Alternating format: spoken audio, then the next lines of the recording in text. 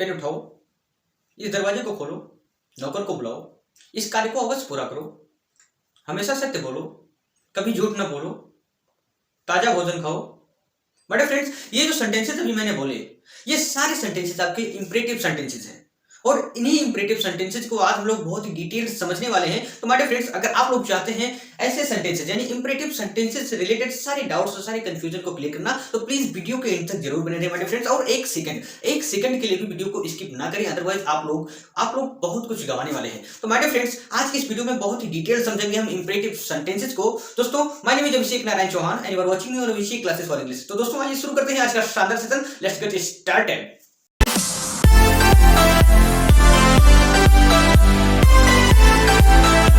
मेरे प्यारे साथियों, इंपरेटिव सेंटेंस जिसका हिंदी मीनिंग होता है आज्ञा प्रार्थनावाची वाक्य। जी हाँ फ्रेंड्स, आज्ञा प्रार्थनावाची वाक्य इंपरेटिव सेंटेंस। इसकी जो परिभाषा हो जाती है मेरे फ्रेंड्स, जिन वाक्यों से कोई आज्ञा, प्रार्थना, सलाह या फिर सुझाव व्यक्त होता हो, यानी जिन वाक्यों से आज्ञा, प्रार्थना, सलाह या फिर सुझाव व्यक्त होता हो, वह इंपरेटिव सेंटेंस कहलाता है।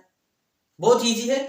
यहां पर देखिए, इंपरेटिव सेंटेंस इसका जो स्ट्रक्चर हो जाता है मेरे फ्रेंड्स, यानी जो ट्रांसलेशन करने का तरीका है, यानी हिंदी वाक्यों को जो हम इंग्लिश में ट्रांसलेट करते हैं, तो रूल नंबर फर्स्ट के अकॉर्डिंग अफर्मेटिव सेंटेंस का जो इसका स्ट्रक्चर हो जाता है, सबसे पहले इसमें हम भैया लिखते हैं वर्ब की फर्स्ट फॉर्म, फिर लिखते हैं ऑब्जेक्ट, फिर अदर वर्ड लिखते हैं।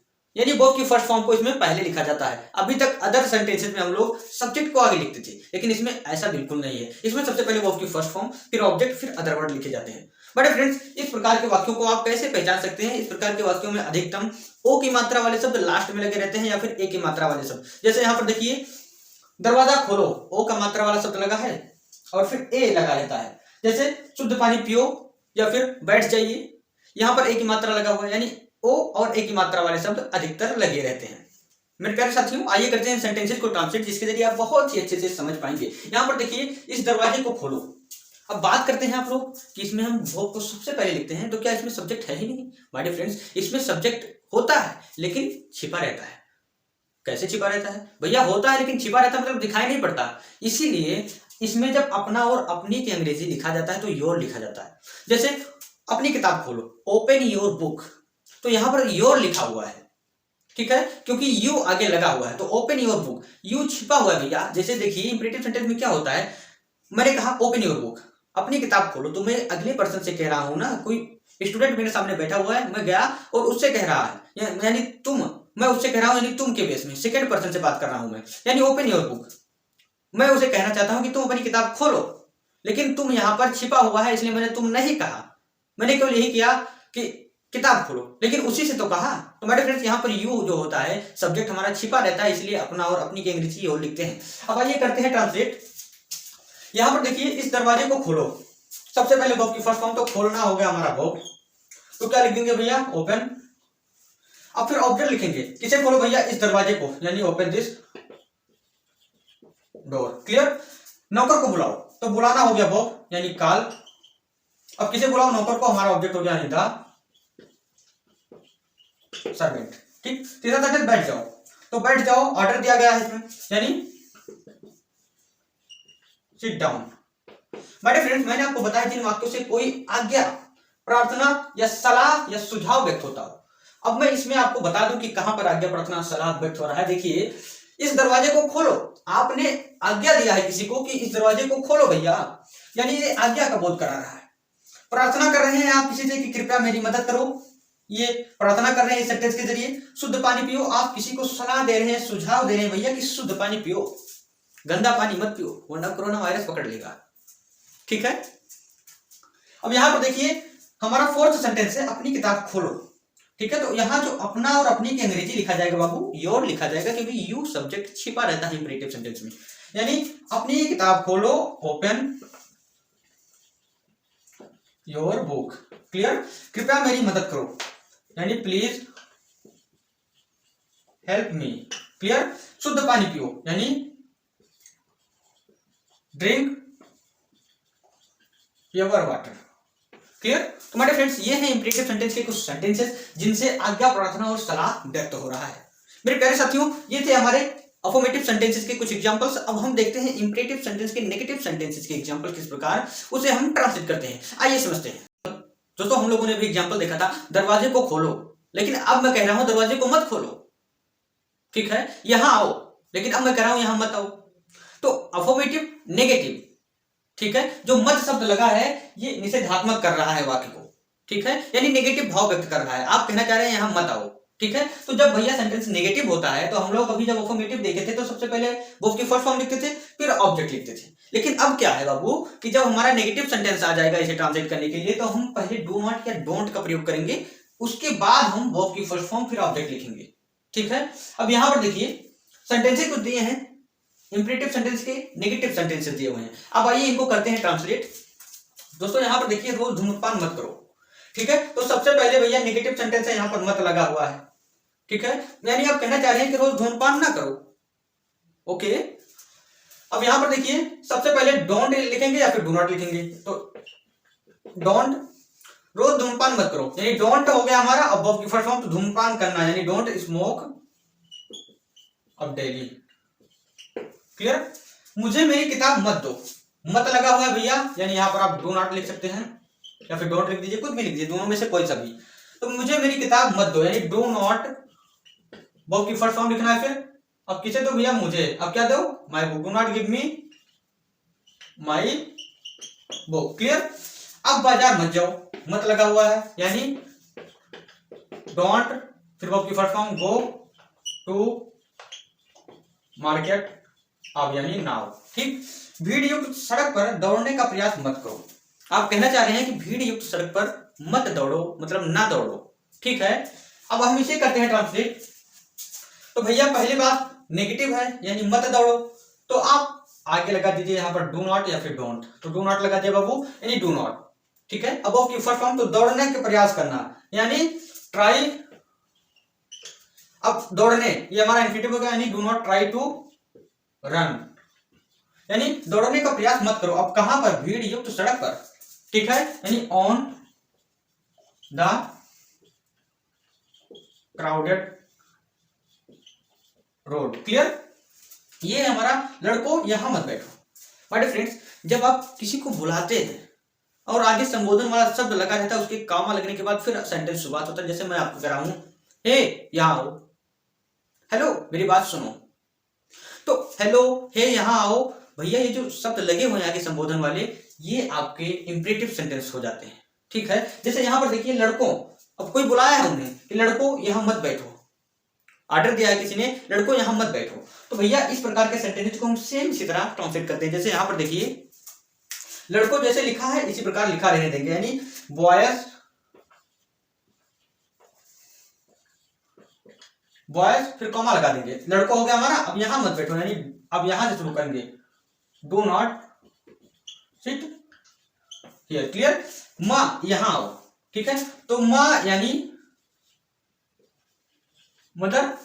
अब यहां आओ, भैया ये हमारा अफर्मेटिव है, यानी आप कम हियर लिख सकते हैं। लेकिन अगर सेंटेंस आपका नेगेटिव हो जाए, मां यहां मत आओ या यहां ना आओ, यानी mother do not come here, clear, mother do not come here. तो मेरे फ्रेंड्स आई होप आप लोग अच्छे से समझ चुके होंगे कि अगर आपके सेंटेंसेस नेगेटिव हो, इंपरेटिव सेंटेंसेस, तो उसका स्ट्रक्चर जो हो जाता है, डू नॉट या डोंट सबसे पहले लिखते हैं, दोनों में से कोई सा भी लिख सकते हैं, फिर वर्ब की फर्स्ट फॉर्म लिखते हैं, फिर ऑब्जेक्ट लिखते हैं, क्लियर। मेरे फ्रेंड्स अब आइए हम देखते हैं इंपरेटिव सेंटेंस के थर्ड रूल को। हमेशा दूसरों की मदद करो, सदैव फल खाओ, कभी जीवों को न सताओ, कभी धूप में मत खेलो, हमेशा अपने माता पिता का सम्मान करो। यहां पर आपको कुछ डिफरेंस नजर आ रहे हैं, यहां पर नजर ये आ रहे हैं भैया कि यहां पर आपको हमेशा और कभी नहीं मिल रहा है आपको, ठीक है, कभी और हमेशा। तो हमेशा के लिए हम इंग्लिश में लिखते हैं उसे ऑलवेज, ठीक, और कभी नहीं मतलब नेवर, ठीक है। तो ऑलवेज और नेवर इन्हें हम सबसे आगे लिखते हैं इस प्रकार के सेंटेंसेस को ट्रांसलेट करने के लिए। उसके बाद में फिर वर्ब की फर्स्ट फॉर्म, फिर ऑब्जेक्ट लिखते हैं, फिर ऑब्जेक्ट को लिखते हैं। अब यहां पर देखिए हमेशा दूसरों की मदद करो, ठीक है। तो हमेशा यानी सबसे पहले हो जाएगा हमारा ऑलवेज, फिर वर्ब की फर्स्ट फॉर्म, तो मदद करना क्या हो जाएगा, हेल्प। अब किसकी मदद करो, दूसरों की, यानी अदर्स, ठीक है। आइए करते हैं ट्रांसलेट। तो हमेशा दूसरों की मदद करो, ठीक है भैया, यानी ऑलवेज, ऑलवेज लगा सबसे पहले ना, फिर वर्ब की फर्स्ट फॉर्म यहां पर लिखेंगे, यानी हेल्प। अब दूसरों की यानी द अदर्स, क्लियर। सदैव फल खाओ, यानी हमेशा, आप कहना चाह रहे हैं हमेशा फल खाओ, यानी ऑलवेज ईट फ्रूट्स, क्लियर। तीसरा सेंटेंस है हमारा, कभी जीवों को न सताओ, अब तो यहाँ पर कभी आ गया है, और प्लस मत सताओ या ना सताओ लगा हुआ है, यानी कभी नहीं लगा हुआ है, तब आप नेवर का प्रयोग करेंगे जहां पर आप ऑलवेज लगा रहे हैं। क्लियर? देखिए, कभी जीवों को ना सताओ यानी never torture the creatures. Clear? Never torture the creatures. कभी धूप में मत खिलो, यानी नेवर लगा दीजिए भैया, क्योंकि कभी आया है नेवर। अब प्ले यानी वर्ब की फर्स्ट फॉर्म, ठीक, खेलना यानी नेवर प्ले। अब ऑब्जेक्ट धूप में यानी इन द सन। क्लियर? हमेशा अपने माता पिता का सम्मान करो, तो भैया हमेशा लगा हुआ है यानी हम लगाएंगे ऑलवेज, यानी ऑलवेज। ठीक, अब सम्मान करना यानी वर्ब की फर्स्ट फॉर्म लिखेंगे हम, तो रिस्पेक्ट, ऑलवेज रिस्पेक्ट। ठीक, अपने माता पिता का यानी always respect your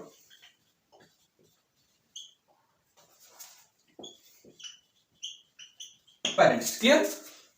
I hope आप लोग अच्छे से समझ चुके होंगे कि इस प्रकार के सेंटेंसेस को हम कैसे ट्रांसलेट करते हैं। बाबू बहुत ही सिंपल कॉन्सेप्ट है। इंपेरेटिव सेंटेंसेस में अगर हमेशा या फिर कभी नहीं लगा हुआ है, ठीक है, तो आप सबसे पहले ऑलवेज या नेवर लिखेंगे, फिर वर्ब की फर्स्ट फॉर्म, फिर ऑब्जेक्ट लिखेंगे। ठीक है? इंपेरेटिव सेंटेंस से यहाँ पर देखिए, हमेशा दूसरों की मदद करो। आप किसी को सलाह दे रहे हैं, सदैव फल खाओ, किसी को सलाह दे रहे हैं, कभी जीवों को न सताओ, सलाह दे रहे हैं, प्रस्ताव दे रहे हैं किसी को, कभी धूप में मत खेलो, सुझाव दे रहे हैं किसी को, हमेशा अपने माता पिता का सम्मान करो, यानी सलाह, प्रस्ताव, अनुमति, आज्ञा, इसी सब का बोध हो रहा है। ठीक है? अब आइए हम लोग समझते हैं अपने फोर्थ रूल को। बड़े फ्रेंड्स, यहाँ पर आप देख रहे हैं इन इंपेरेटिव सेंटेंसेस में अवश्य या फिर जरूर शब्द लग गया है। तो जब अवश्य और जरूर शब्द बाबू, यानी रूल है हमारा, रूल नंबर जो फोर्थ है वो ये कह रहा है कि अगर इंपेरेटिव सेंटेंसेस में अवश्य या जरूर शब्द लगा रहे, तो इस वाक्य को जब हम ट्रांसलेट करते हैं तो सबसे पहले यानी वर्ब की फर्स्ट फॉर्म लिखने से पहले डू लिखते हैं, यानी सबसे पहले लिखते हैं डू, फिर वर्ब की फर्स्ट फॉर्म, फिर ऑब्जेक्ट लिखते हैं। क्लियर? यानी इस प्रश्न को अवश्य याद करो, इसमें अवश्य या जरूर शब्द लगा रहे तो हम सेम इस वाले स्ट्रक्चर पर, तो अवश्य जरूर शब्द लगा रहे इंपेरेटिव सेंटेंसेस में, तो हम इस वाले स्ट्रक्चर को फॉलो करेंगे। आइए करते हैं ट्रांसलेट। यहाँ पर देखिए, इस प्रश्न को अवश्य याद करो। ठीक है? तो अवश्य लगा है बाबू ना, तो आप सबसे पहले डू लिख दीजिए बिना कुछ सोचे समझे। अब वर्ब की फर्स्ट फॉर्म लिखिए, तो याद करना कि यानी लर्न, डू लर्न। अब क्या याद करो भैया, ऑब्जेक्ट लिखना है, यानी इस प्रश्न को, यानी दिस क्वेश्चन। क्लियर? यह काम जरूर पूरा करो, तो जरूर लगा है ना, तो सबसे पहले आप डू लिखिए यहाँ पर, फिर वर्ब की फर्स्ट फॉर्म को पूरा करना क्या हो जाएगा, कंप्लीट, यानी डू कंप्लीट। अब किसे पूरा करो, यह काम, यानी दिस वो। क्लियर? या मूवी जरूर देखो भैया, जरूर लगा है ना, यानी यहाँ पर डू लगाइए, डू। अब फिर वर्ब की फर्स्ट फॉर्म, तो वॉच। अब क्या देखो भैया, दिस मूवी। क्लियर? कॉलेज जरूर, कॉलेज अवश्य जाओ, यहाँ पर अवश्य लगा है भैया ना, यानी डू। ठीक है? अब वर्ब की फर्स्ट फॉर्म, तो जाना का क्या हो जाएगा, गो। अब कहाँ जाओ, तो कॉलेज, यानी to go to college, college अवश्य जाओ। क्लियर? तो माय डियर फ्रेंड्स, ये थे कुछ रूल इंपेरेटिव सेंटेंसेस के, rule number first, rule number second, rule number third, rule number fourth, यानी इंपेरेटिव सेंटेंस के सभी यूजेस को, हर एक पोर्शन के यूजेस को हम लोगों ने बहुत ही डिटेल समझा। अब आपका बच रहा है use of let and letters. ठीक है? तो नेक्स्ट आने वाले वीडियोस में हम लोग यूज ऑफ लेट और लेटर्स को बहुत ही डिटेल समझ लेंगे। माय डियर फ्रेंड्स, अब मैं थोड़ा साइड हो जा रहा हूँ। ये लीजिए, बोर्ड पर आप लोगों का होमवर्क दिख रहा है। माय डियर फ्रेंड्स, प्लीज इन सेंटेंसेस को यार बहुत ही अच्छे से ट्रांसलेट करिए, और कमेंट बॉक्स में इन सारे सेंटेंसेस को आप ट्रांसलेट करके अभी भेजिए। जी हाँ, अभी तुरंत के तुरंत इन सारे सेंटेंसेस को कमेंट बॉक्स में लिखकर ट्रांसलेट करें। माय डियर फ्रेंड्स, जो स्टूडेंट टॉपर बैच में जुड़े हुए हैं उनका होमवर्क अभी क्लासेस के जस्ट बाद सेंड कर दिया जाएगा, पीडीएफ भी उन्हें जल्द पहुंचा दिया जाएगा, यानी भेज दिया जाएगा उनके पास। माय डियर फ्रेंड्स, जो स्टूडेंट्स अभी नहीं जुड़े हैं वो भैया बोर्ड पर दिख रहे नंबर पर, अभी तुरंत स्क्रीन पर दिख रहे नंबर पर तुरंत कॉल करके अभी जुड़ जाए हमारे टॉपर्स बैच में, ताकि आप भी बोर्ड एग्जाम में 95 मार्क्स आसानी से स्कोर कर सके अभिषेक क्लासेस फॉर इंग्लिश से पढ़ाई करके। माय डियर फ्रेंड्स, खोल दो पंख मेरे, खोल दो पंख मेरे, कहता है परिंदा, खोल दो पंख मेरे, कहता है परिंदा, अभी असली उड़ान बाकी है, अभी तो नापी है मुट्ठी भर जमीन, अभी तो नापी है मुट्ठी भर जमीन, अभी नापना आसमान बाकी है। तो मेरे प्यारे साथियों, दिखा दीजिए कि आप में कितना दम है, और लग जाइए बोर्ड एग्जाम 2022 की तैयारी के लिए, और इंग्लिश के सब्जेक्ट में 95+ मार्क्स स्कोर करिए, दिखाइए दुनिया को कि हम हिंदी मीडियम के स्टूडेंट्स हैं, फिर भी इंग्लिश हमारी कमजोर नहीं है। ठीक है? तो हमारे फ्रेंड्स, मिलते हैं शाम की क्लास में एक नए वीडियो के साथ। तब तक ये बने रहिए अभिषेक क्लासेस फॉर इंग्लिश के साथ, और करें अपनी बोर्ड एग्जाम 2022 की तैयारी अभिषेक क्लासेस फॉर इंग्लिश से। हमारे फ्रेंड्स, मिलते हैं नेक्स्ट वीडियो में। Ta-ta bye bye, have a nice day.